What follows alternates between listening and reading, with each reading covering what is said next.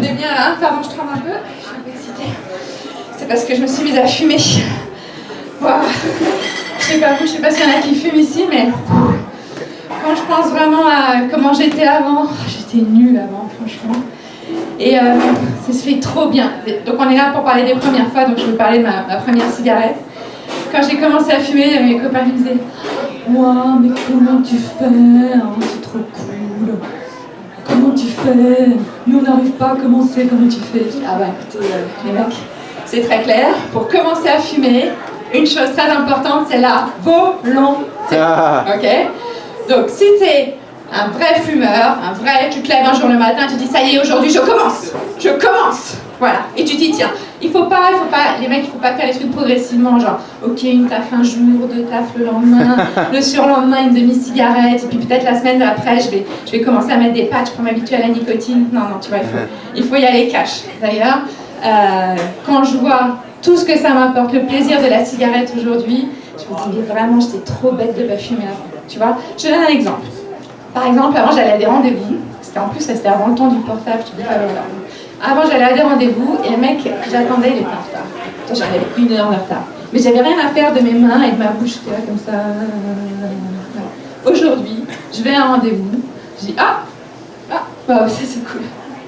Le mec il est en retard, c'est pas grave. Je vais allumer une deuxième fois. Voilà. Et puis tu vois, franchement, aussi ce qui s'est passé, c'est qu'avant, ma bouche, elle sentait rien. Hein. Mes mains, elles sentaient rien, franchement. Voilà, j'avais aucun charisme, j'avais pas de charisme, j'avais pas de personnalité, tu vois. Hein. Aujourd'hui, je tousse. Et quand j'ai besoin de m'adresser à un mec, tu vois, au bout de la deuxième phrase, je suis tu disais quoi, en fait? Voilà. Avant, je disais rien, je ne pouvais pas m'empêcher de parler, tu vois, je parlais pas rien dire, c'était vraiment un peu pénible, quoi. Et puis, socialement, il y a quand même un truc, quand tu commences à fumer, socialement, tu bascules. Tu vois, alors, moi j'ai commencé jeune, à l'époque, il y avait encore des zones fumeurs et non-fumeurs dans les restaurants. Je t'explique pas. Donc, tu arrives au restaurant, tu avais le serveur qui disait zone fumeur ou non-fumeur. Tu vois, avant que je fume, j'étais un peu gênée, j'avais honte, je disais, bon, je suis non-fumeur, mais discretos, hein, je les installais discretos. Tu vois. Aujourd'hui, je suis là. Ouais, on est fumeurs, regarde, j'ai une clope et tout. Elle ouvre la table, on va s'installer au fond là. Voilà. Et puis, alors par contre, il y avait un truc qu'on n'avait pas expliqué, c'est que je croyais que quand tu étais en zone fumeur, il fallait fumer tout le temps. Donc à chaque fois que je voyais passer un serveur, je commençais à allumer une cigarette. On était avec mon copain à table, je disais vas-y, il faut que tu fumes là, parce qu'il y a un mec qui passe, on va se faire virer. Et puis du coup, on n'arrivait pas de fumer. Et puis on n'arrivait pas à manger, tu vois, on mourait de faim quoi. Et puis un jour, j'ai posé la question au patron du bar, je lui ai dit écoutez, est-ce qu'on est bien en zone fumeur ici? Alors, le patron me dit bah oui, je comprends pas votre question. Parce qu'il y a un couple là-bas, ils fument pas. Alors le patron m'a dit mais si, en fait vous fumez quand vous voulez, voilà, quand ça vous fait plaisir. Et là je me suis dit c'est quand même puissant la cigarette, tu vois, parce que tu as le choix entre fumer et pas fumer. Et ça, clairement, c'est pas un choix que tu as quand t'es pas fumeur. Quand t'es pas fumeur, tu peux que ne pas fumer, tu vois. Donc c'est vraiment une grosse liberté de devenir fumeur. Voilà, je le recommande. Tu vois, je suis dans les cocktails. Avant, je fumais pas. Donc j'avais mon verre de champagne, j'étais là, déjà, j'avais rien à dire aux gens. Salut, ça va, bien. Maintenant, j'arrive avec ma clope, je suis là. Ouais, très bien. Ça occupe les mains, ça occupe la bouche. Ouais, très bien. Non, mais on peut dire ça, mais il y a quand même 2 écoles, tu vois. Et puis là, dans ce coup, t'as un pote qui arrive, génial, salut. Trop génial, super. Voilà. Ça a révolutionné ma vie, la cigarette. Socialement, il m'arrive plein de trucs. Tu vois, je marche dans la rue, il y a un type, je l'ai jamais vu de ma vie, il m'a jamais vu de sa vie. Et ben, je vais vers lui, je dis, t'as du feu. Tu vois, et puis on fait connaissance comme ça, il y a un contact, tu vois. Quand t'es pas fumeur, mais oublie, tu vas voir les gens, tu dis, excusez, non, en fait, rien, c'est bon. Et en plus, tu verrais le malaise des non-fumeurs que tu leur demandes un briquet dans la rue. Mais ils sont là, non, je suis désolée, je fume pas, tu vois, c'est la souffrance, quoi, les mecs. Ils sont désolés. Mais arrêtez d'être désolés, les mecs. Allez, on se réveille, on s'active, on s'y met, on se met à fumer. Allez, c'est bon, c'est parti, c'est facile.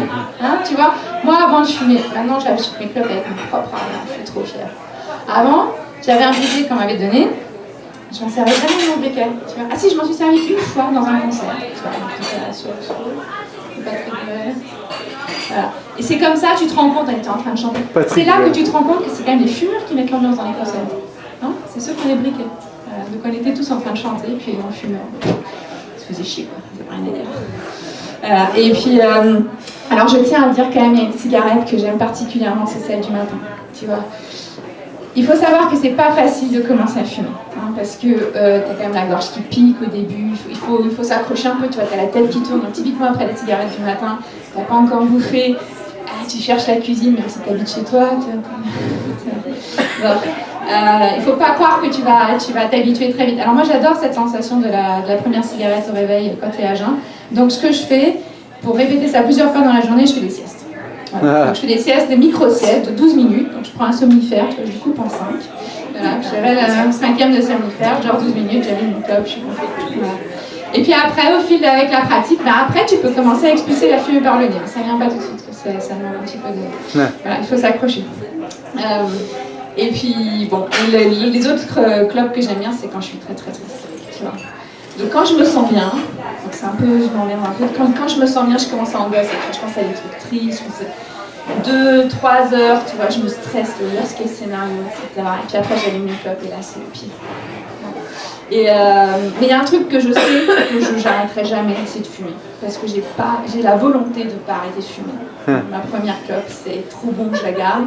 Et voilà, c'était tellement galère de commencer, je ne sais pas pourquoi je m'arrête. Merci.